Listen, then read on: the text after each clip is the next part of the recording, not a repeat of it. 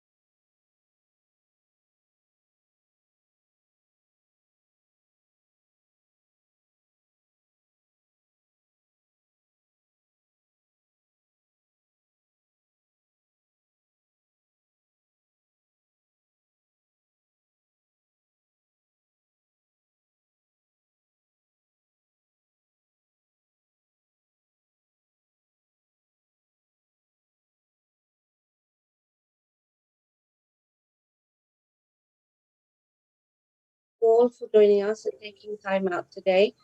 I'm going to introduce you to our director, Mr. Hadleys, who's the lead of this webinar we're having today, and he will then hand it over to our key speaker. Thank you.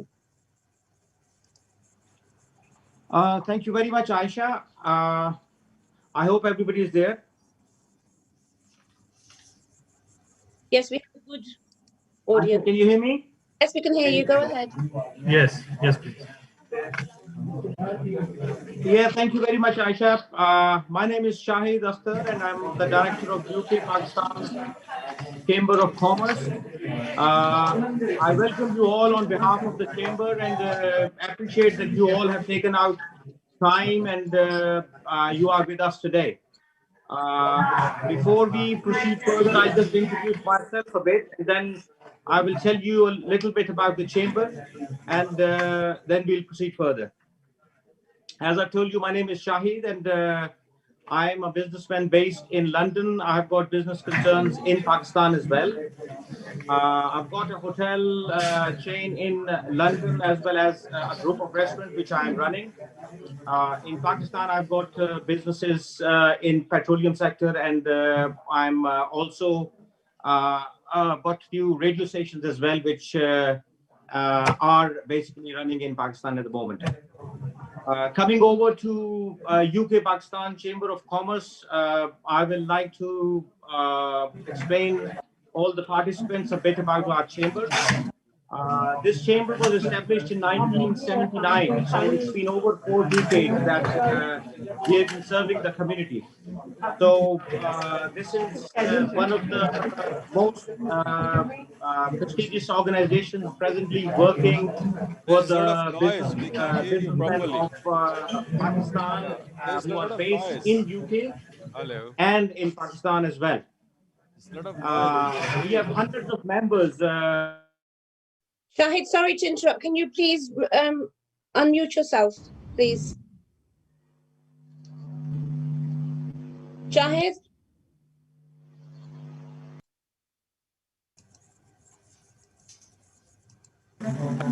Can you hear me now? Yeah. Okay, I was telling you about the chamber, that this was established in 1979 and it's been over 4 decades. And this chamber is serving the community to extent.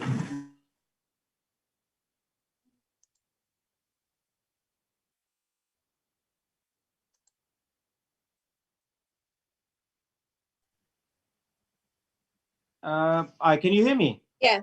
Now go ahead. Okay, so this organization is working in close collaboration with the High Commission of Pakistan for the ease of business. And we offer B2B networking for the members through seminars, workshops, and other events on regular basis. Although we have slowed down a bit because of COVID, but still we are trying our level best to provide services for the easement of the businesses. We always welcome the entrepreneurs and the businessmen, businesswomen, and professionals to our platform, and we are successfully doing it for the last many years. So before I talk too much about the chamber, I will also explain you a bit about today's topic which we have selected. This is tax investigation by HMRC and FBR. FBR, which is Federal Board of Revenue, which is HMRC of Pakistan. So as you all know that this is probably the 3rd or 4th generation of Pakistanis who are living in UK. They have got their business concerns in UK as well as in Pakistan, and most of them have financial ties one way or the other, in the form of businesses or in the form of inheritance there in Pakistan. And because of the global economy and all this present cross-border activities, you will see that we all have got our business concerned in Pakistan as well as other parts of the world. So the tax authorities have also become very active in this, and what they are doing is they have joined hands and they are trying to tax the individuals so that they should not be penalized, or there should be a standard taxation system. So in this regard, OECD, the Organization for Economic Cooperation and Development, has set standards which are called the common reporting standards. And these are automatic exchange of information between the authorities, HMRC, FBR, and others. So I'm not going to go too much into the topic because we have got an expert who has got over 25 years of experience in taxation. We have got Mr. Khaalid Mahmood, who is a chartered tax advisor and a chartered accountant. And he is specialist in tax planning and tax investigation. So I would like to request Mr. Khaalid Mahmood to please say a few words about this, and then there'll be a question answer session after this. I hand over to Mr. Khaalid Mahmood, who is here with us. Thank you very much, Shahid Akhtar Saab, for the kind introduction. Can everybody hear me, first of all? Yes. Okay. I also very thankful to the Chamber, UK Pakistan Chamber of Commerce, for organizing this such a important webinar, especially in this current time. So I will be speaking about 20 or 25 minutes. After my talk, I will take some questions. Following that will be Barclays will be presenting their part. So let's start without wasting any further time.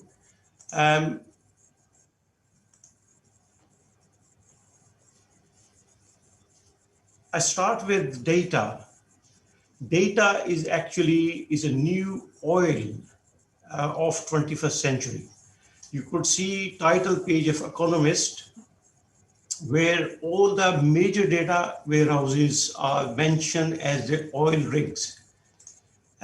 Because information in current time is a power, and future basically Cold War will be on data. Data, like oil, they also have leaks.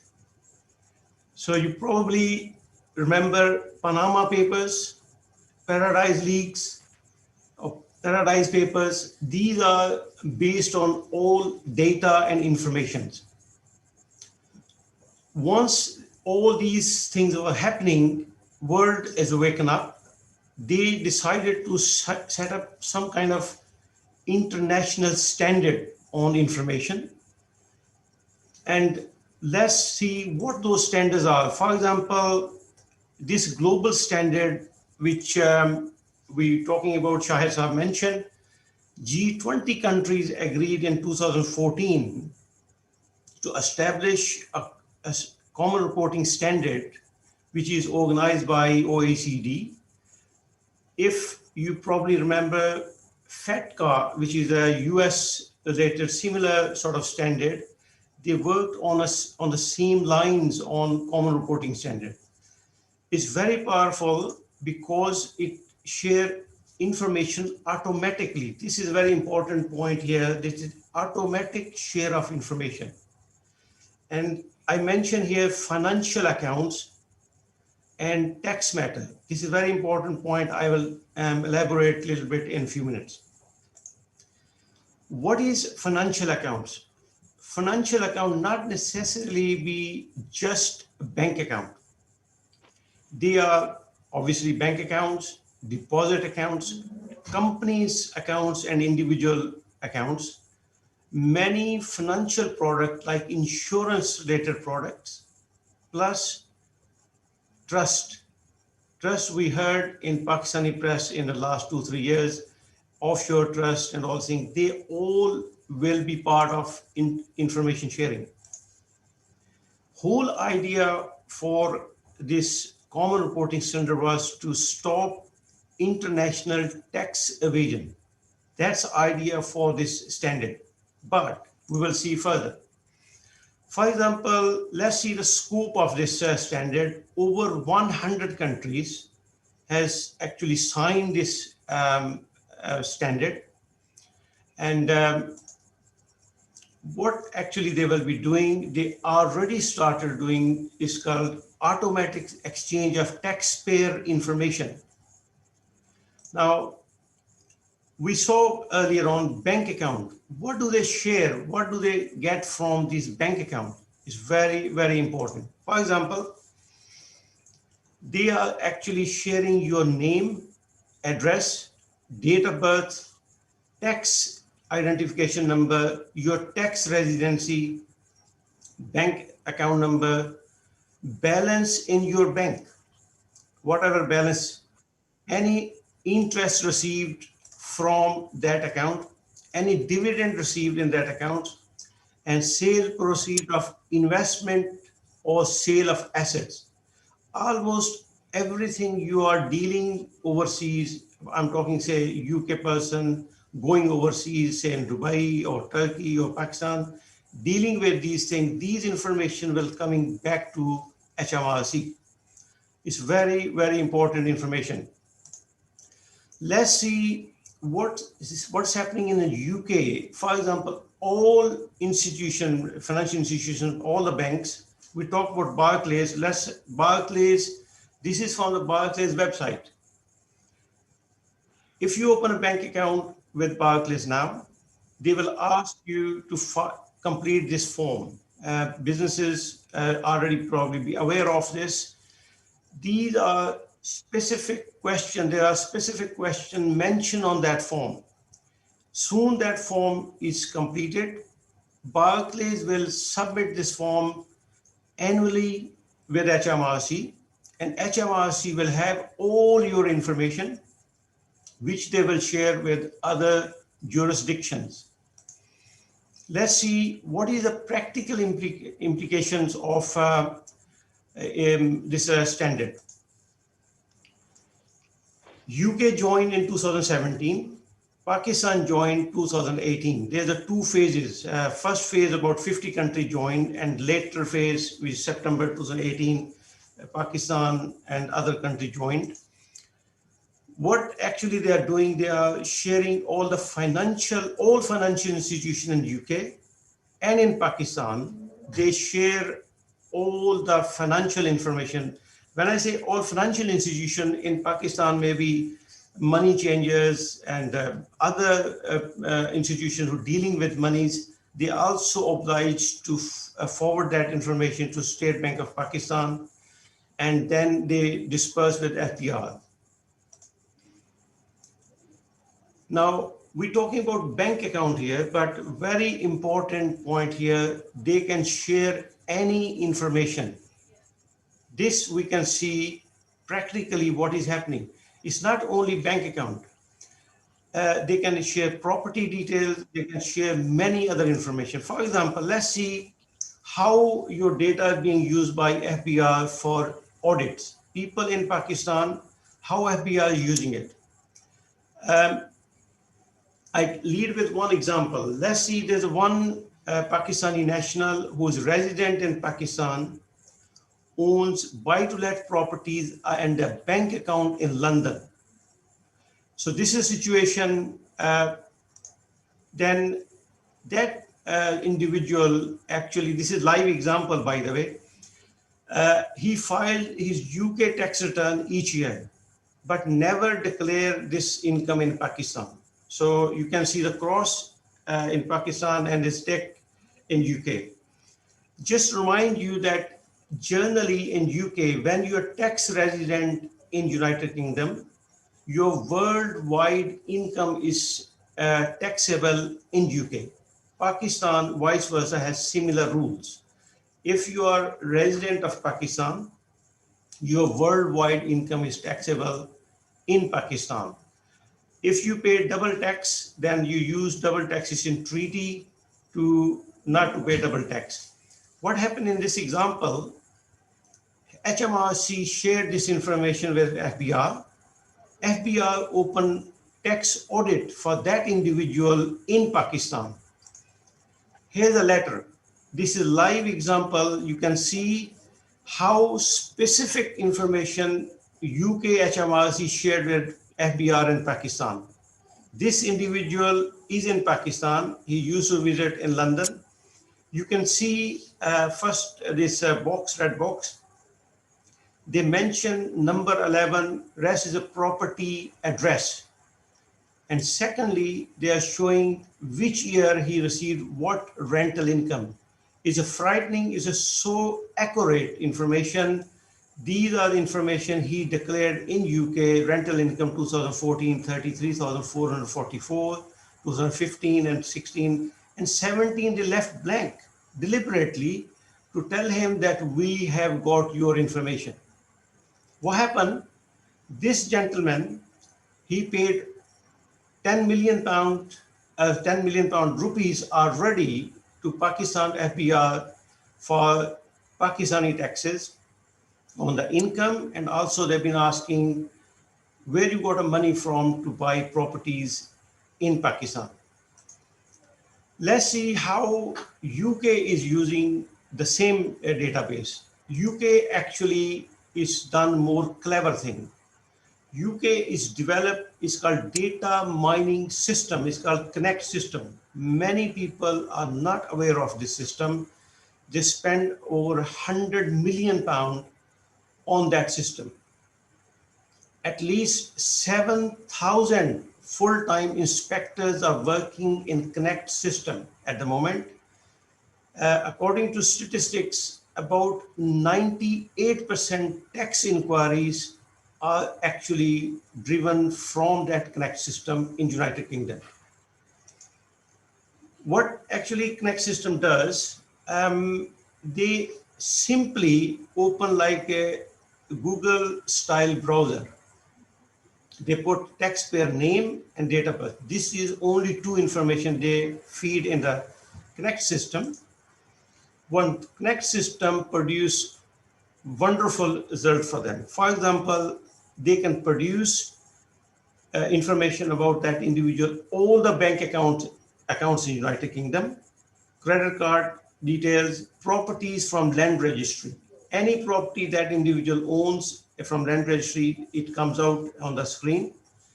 Any shareholding, any overseas assets. Just 1 second. And then also overseas travel data as well. For example, if they would like to see where you've been traveling from last 5 years, which aeroplane you are going to, went overseas, and which seat even you are sitting. They got all your data for travel, social media account, your Facebook, Twitters, they can monitor, especially your smartphone. Smartphone, they love it because smartphone provide them so many information about your behavior and so many things. They can track those one as well. It's very powerful system. Let's see how HMRC practically using it. What they do, the common reporting standard information come through. For example, FBR provide information to UK HMRC. They throw that one into correct system and they open full inquiry here. These information are largely accurate and up to date. Do not think the information is not correct or maybe they are mixed information. They're very, very accurate. I have seen it. Success rate is so that recently they started maybe 2.8 billion pounds they have already collected from these inquiries. Let's see a few of the specimen letter which HMRC, like FBR, HMRC issued to the taxpayer. This is the first letter. This letter say your client's overseas account for or investment. Can you see how specific they are? This is a letter to a tax agent. They are telling them that your client got overseas bank account, they got interest, or even next letter say capital gain, offshore accounts, which he has never declared to us. So these are letter they actually sending. Last 6 months, over 500,000 letter been issued in United Kingdom. And I'm actually dealing with many of those inquiries right now. With this letter, people from UK, I must mention to them, this letter, certificate of tax position, it comes with that letter. Please do not sign this letter.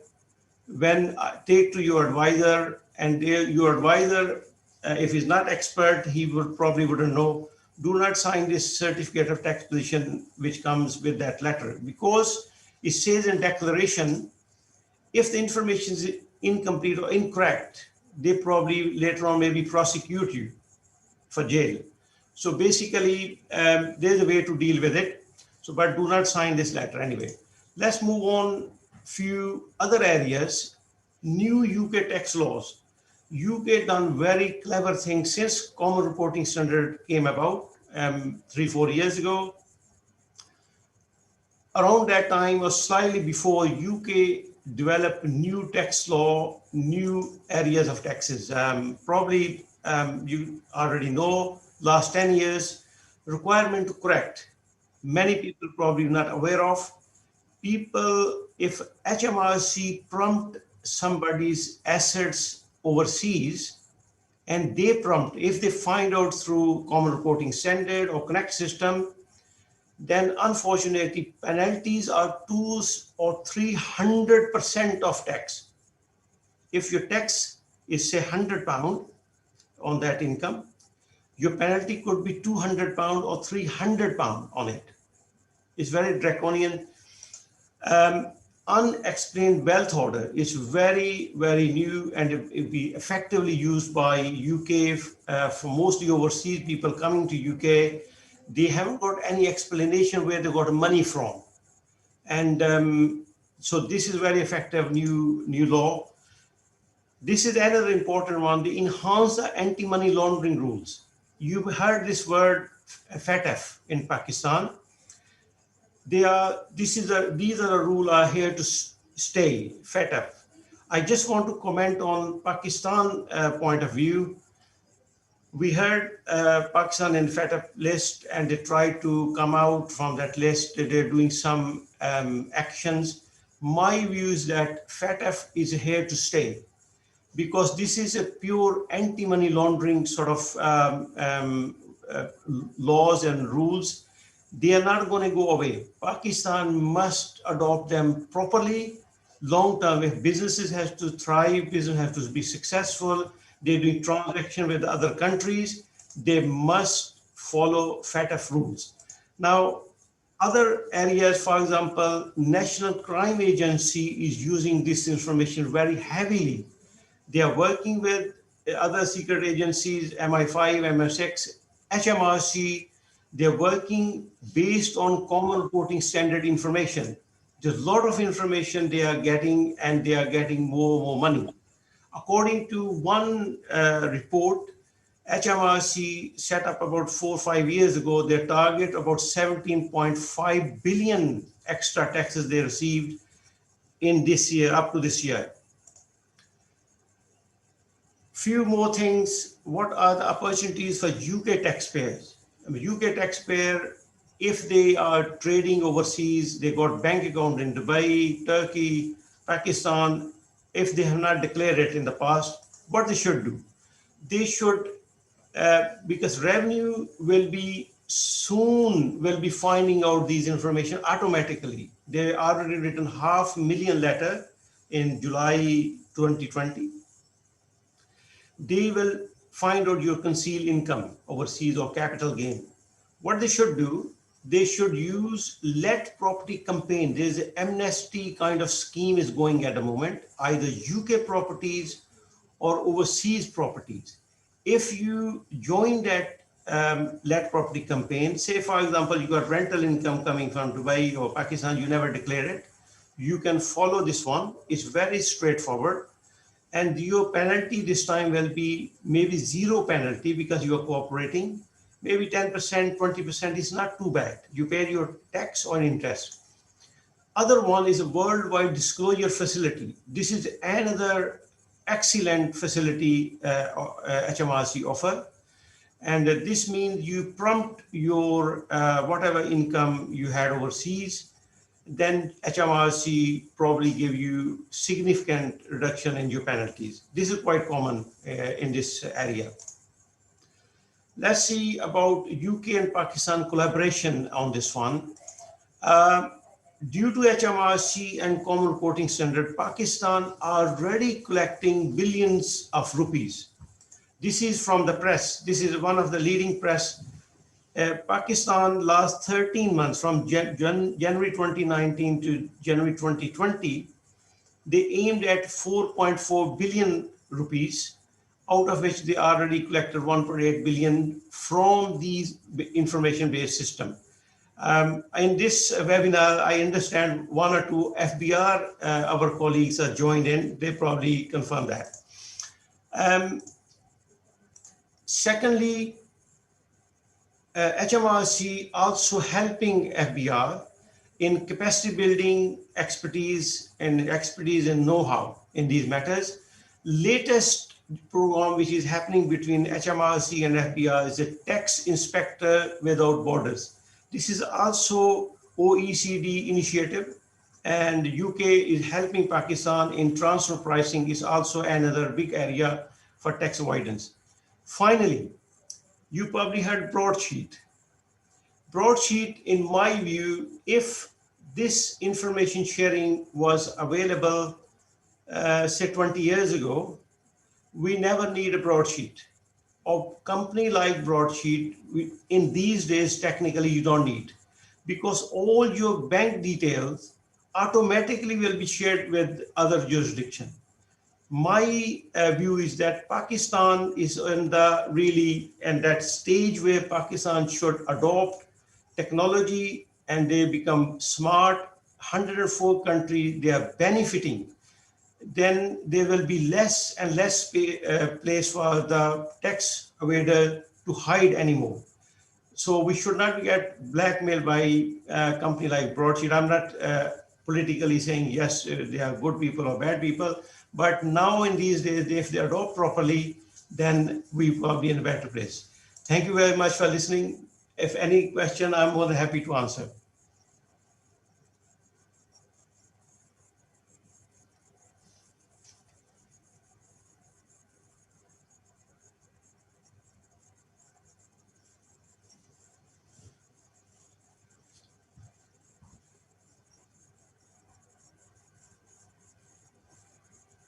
Aisha, if you can take some questions. Thank you, Mr. Mahmood. That was a very informative and important topic you discussed in an excellent presentation. We have a question from Ms. Seema Aziz. Is this the same as the voluntary disclosure programs? Voluntary disclosure program, which I mentioned probably, yes, there's a common reporting, the worldwide facility and let property campaigns are two major ones. You can disclose any undisclosed income or capital gain, and revenue will take it very lightly, and there will be no penalties, heavy penalties or small interest. You can use that one.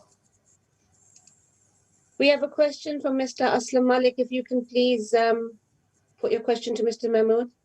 Yeah, Mr. Khalid, thank you very much. My name is Aslam Malik, and I remember once we met in Stratford office, in our Capital Smart City office.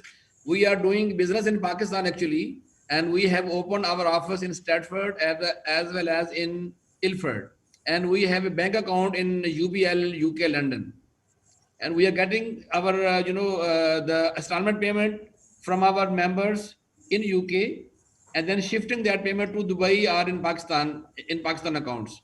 But we have another account in UK which we are using little money from that account to be disbursed in UK, for example, UK employees and UK offices, and we are paying tax for that company in UK.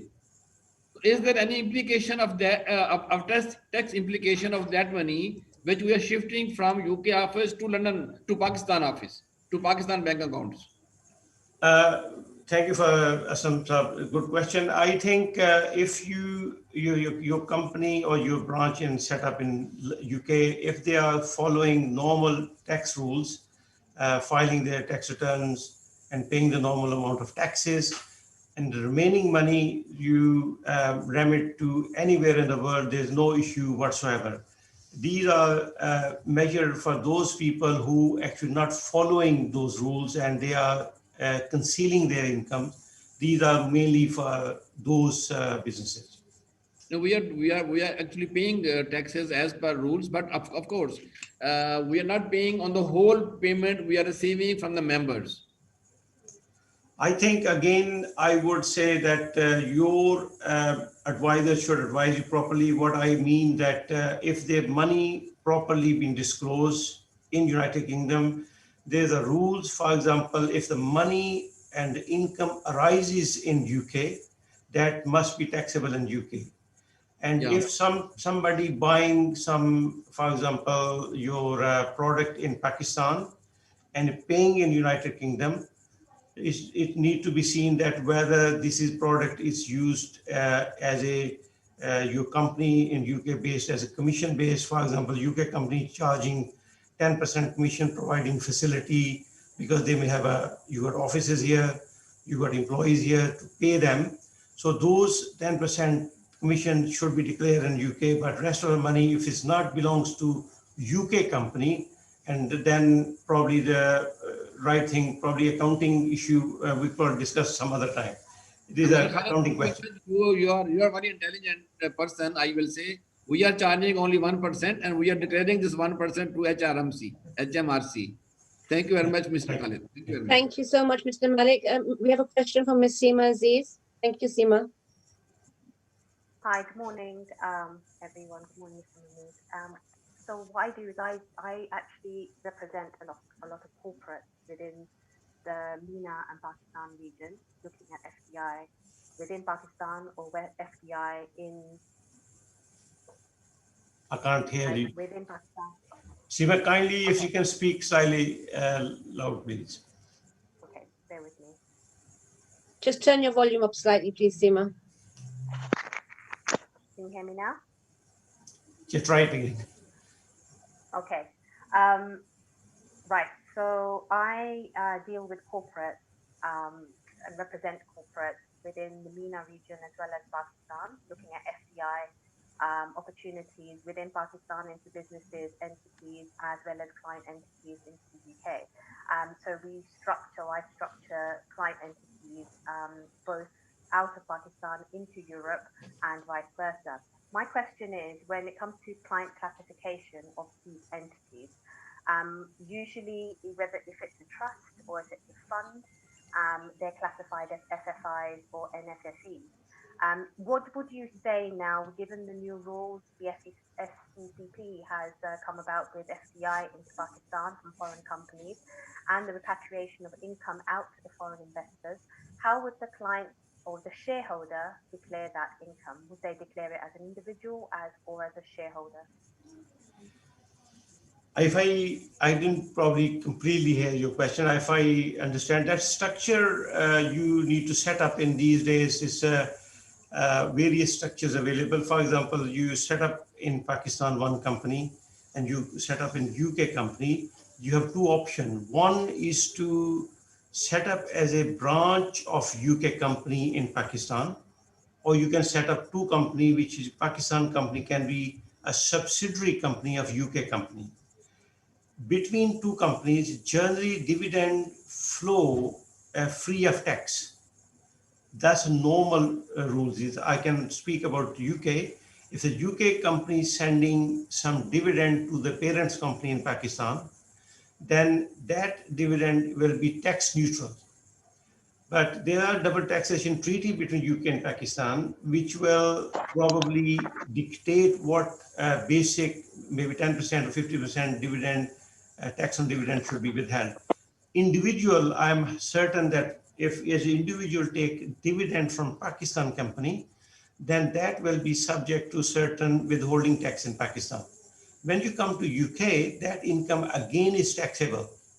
Once you pay the UK tax as well, any tax paid in Pakistan can be minimized or reduced from that UK. You don't pay double. Under double taxation treaty, to avoid the double tax, if I understand correctly.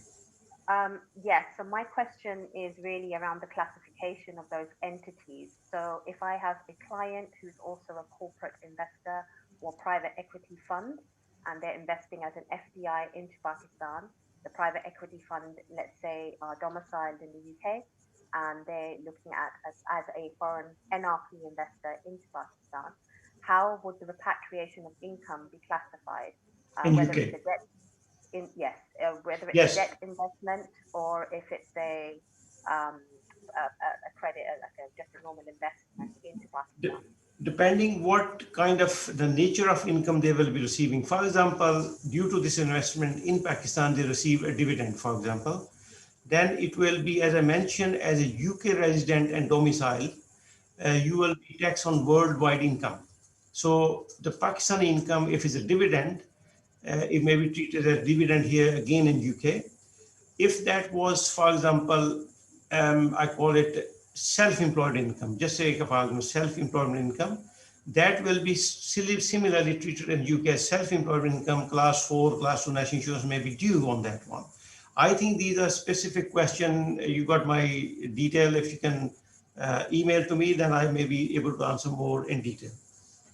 Yeah, absolutely. I think the main thing is around the corporate structuring part. So what if I'm domiciling an entity for investment purposes in or out of Pakistan as a corporate, how would those be classified under tax, and what is the FBR's stance on dividend repatriation or interest or royalty repatriation from Pakistan to the UK or from the UK to into Pakistan? There are certain restrictions from State Bank of Pakistan, by the way. So I think, as I said, this could be detailed question answer. We could probably deal with separately, not at this forum. Thank you. Sure. Thank you. Thank you so much. Do we have any other questions before I hand it over to our Barclays representatives? We'll also have another chance for question and answers at the end of our session. So if Ms. Asia Hanif could kindly take over the floor.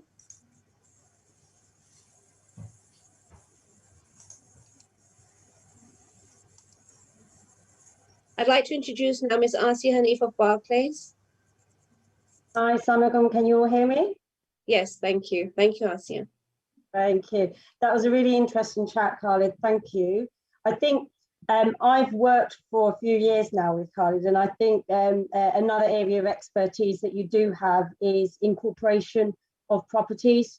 I think that's a really big hot topic. So it would be really good that one day we can either hold another session around that. And I directly today am going to talk about funding options available. I've been joined by my colleagues, all from different segments of the bank. We all have our own specialist fields. Mine in particular is real estate, and this is UK real estate. I also have Amir Saad with me, who will be discussing the different business fundings. And I also have Rahil Ditta with me, who will also be discussing banking facilities on an individual basis. So, please feel free to ask questions throughout the session or wait to the end. Or Aisha, sorry, you're actually controlling the mic. So at the end, we'll save the questions. So my field in particular is real estate, and this is UK property. All the tax implications to do with property. If you want to direct the question at the end of the session to Khalid, he's the expert on property. So in terms of taxation, please do so. Now, the property market in the UK, in specific the investment market, I would say is split in two. We have the commercial investment market, which has been impacted adversely due to the pandemic, and which has led essential businesses to shut down, causing huge cash flows within these businesses. The toll has obviously had is where these businesses cannot afford to pay rents, which has an impact on the landlord. So if rents can't be met, the landlord is it's got a cash flow problem himself. The second part, I would say, of the property investment market is the residential market. This has actually been quite buoyant. You've got property investors who are actually looking at residential investment as an opportunity, and we've seen an uplift in transactions in most recent times. Now, where I come into funding property solutions is where, if we've got an investment property or you're looking at development properties, Barclays can support you with funding. Commercial property, I mean, our appetite for commercial property funding is very low at the moment. However, as part of a portfolio, we can look at it. In terms of the products and solutions that we can offer, we're looking at roughly up to £1 million on a portfolio in one transaction, or up to 10 million across an entire portfolio.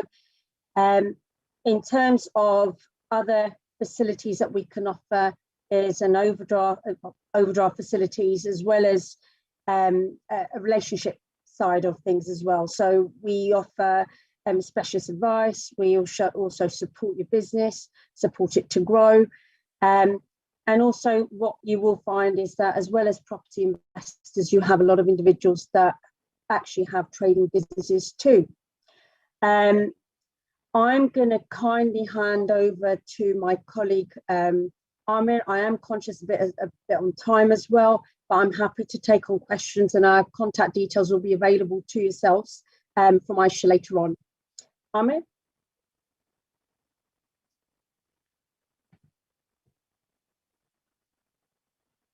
Over to you now, Mr. Amir Saad. Thank you.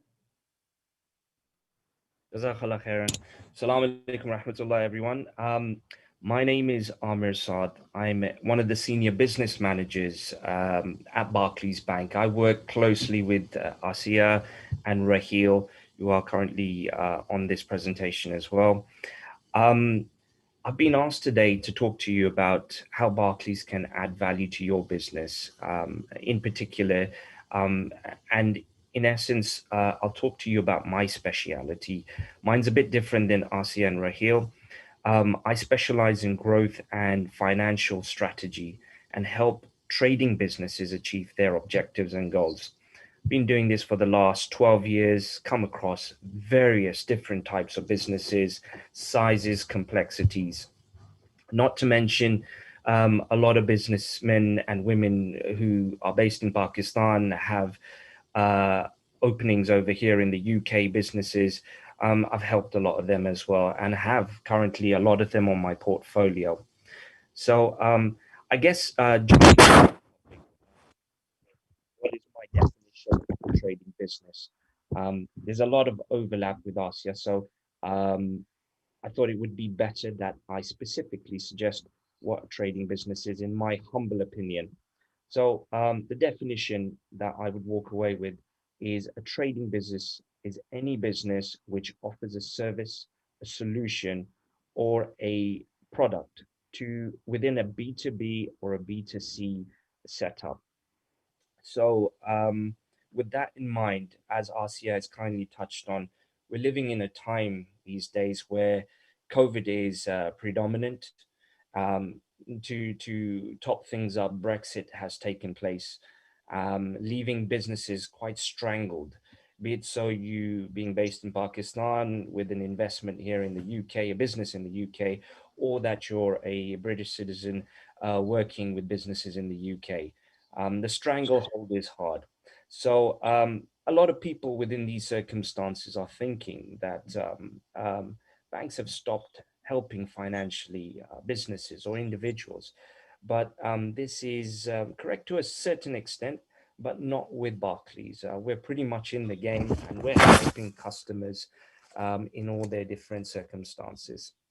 So just to add a bit of value to this conversation and also a bit of, I'm conscious of the time here, I've selected just to have a few solutions that can actually add value and get you thinking should you require the help moving forwards. So fundamental product that we actually offer is our bread and butter, commercial lending. Commercial lending is deemed as lending against a tangible asset, something physical. Generally, that physical item is a property. Now, it can be a residential flat, home, house, or it could be a commercial office space or a shop, but it cannot be land. An empty piece of land is very difficult to lend against that. Generally, what do people use this sort of funding for? If a business has a requirement to grow or is short of working capital in this day and age, or even so is looking to take advantage where another business's loss is another business's gain and wants to purchase another business, then an acquisition can be done through this route. But more fundamentally, where there is an opportunity to purchase premises from which an individual can trade from, be it so a warehouse or be it so a shop. We also can entertain standalone property investment deals, but to be honest with you, the appetite is quite less, and the opportunities for those few businesses which are well established. Now, one could also argue that if I don't have a tangible asset, things are really bad anyway, as they are in this day and age. So there is a product out there by the name of Enterprise Finance Guarantee. Currently, just to let you all know, the government has put a hold on it, but it's going to reopen in April. That product has been substituted by the coronavirus interruption loan and the bounce back loans, which many of you are probably familiar with, which the government are giving out left, right, and center. As I mentioned, this product doesn't require any security as such, but it's more to do with an individual, how experienced they are and how solid the business performance is. Now, you also have a lot of businesses these days going through a lot of issues where they have invoices which they've raised, but they look at about 30 days time for that money to come in, or if you're working with larger corporates, 120 days. In that sort of a circumstance, up to about 1.8 million, we do have flexible arrangements where we can offer what we call market finance. Now, market finance can pay out to about 80% of the invoice which one could raise against the sales ledger. There is a strict criteria as to who walks away with this. The basis being a limited company and your turnover is 250,000. Now, you probably also, some businesses out there will find themselves having a factoring facility in place or a sales invoice facility in place. And the times are such where, to be honest with you, firsthand, I see a lot of businesses packing in. And as such, with that, with those sort of businesses packing in, be it suppliers or the end users, a lot of these invoices aren't paid. They go through the voluntary liquidation process or a forceful liquidation process, and the money is gone. Who's at loss? The person who's done the service and is waiting to be paid. So Barclays does offer an insurance where it actually guarantees 90% of the payout of insurances should anyone who they do business with, as in the client do business with, should pack in. Another product that is we require money to actually gain more machinery. We need more working capital, to purchase vehicles. In this circumstance, we do offer also asset finance. Now, asset finance is available for any type of entity, a limited company, LLP, or sole trader. They're also available for industries such as construction or retail, which currently, as you can appreciate, are on the lowdown.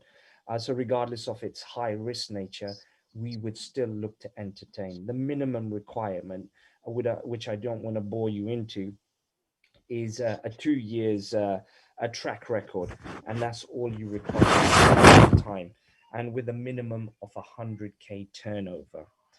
In addition to this, I could go on and on talking about how I can support multiple businesses, but I would say that if anyone does have a question, I can share with you my contact details.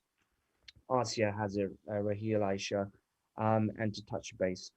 I'm pretty sure there's a question answer session at the end of this, and inshallah ta'ala, if you've got any light questions, I can take it on this presentation. If not, I can take it away and we can have a one-to-one perhaps. Back to Asia. Thank you so much, guys. Thank you, Amr. That's really interesting. I mean, the point is that there's so many solutions out there. It's just a matter of reaching out to the right person and knowing who can help.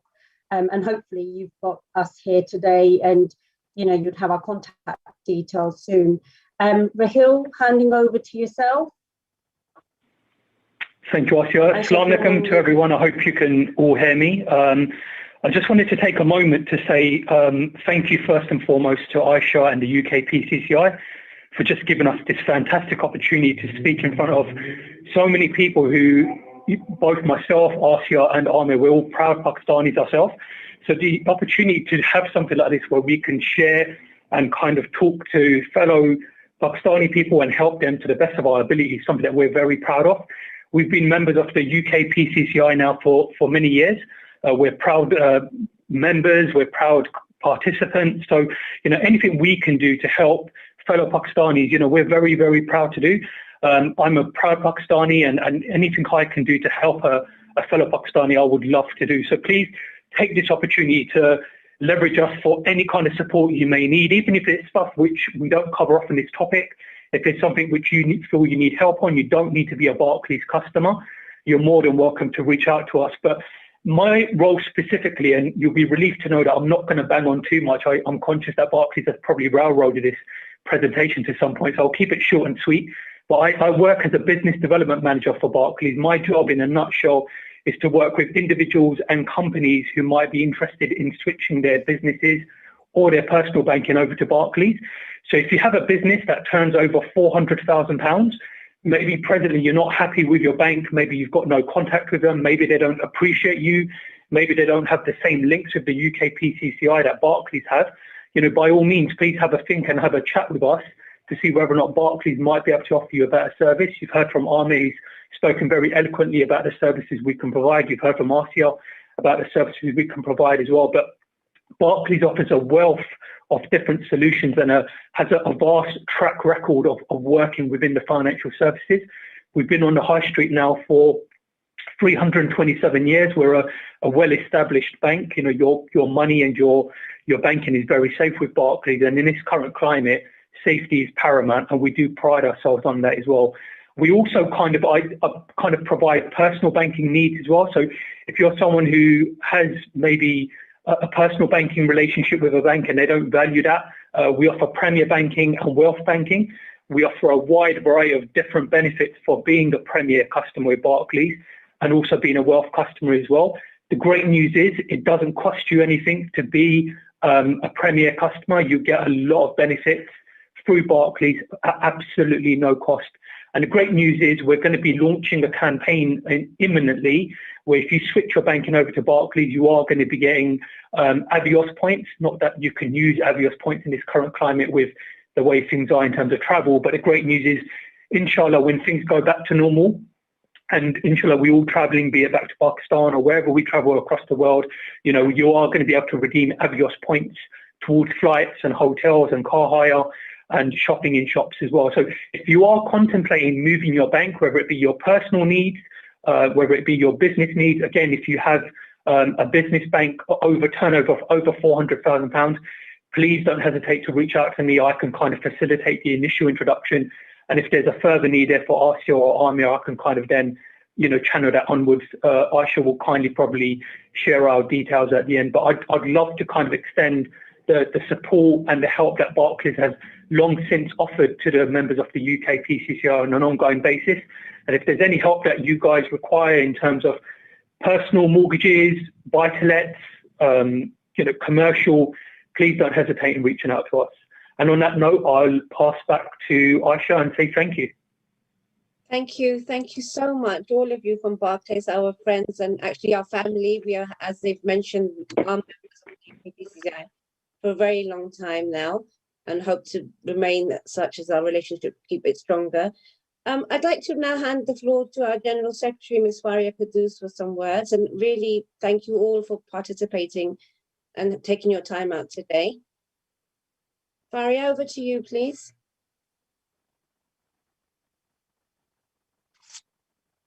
Hello. Hi, we can hear you. Oh, hello, everyone. Well, I'd just like to thank everyone for taking their time out and being here for us. And especially thank you to the Barclays team and of course to the FBR as well. You don't know how important this information is for our members.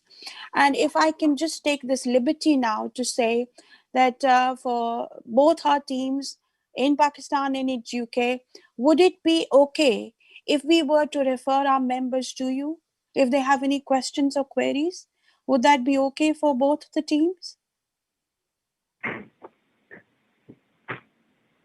Asia?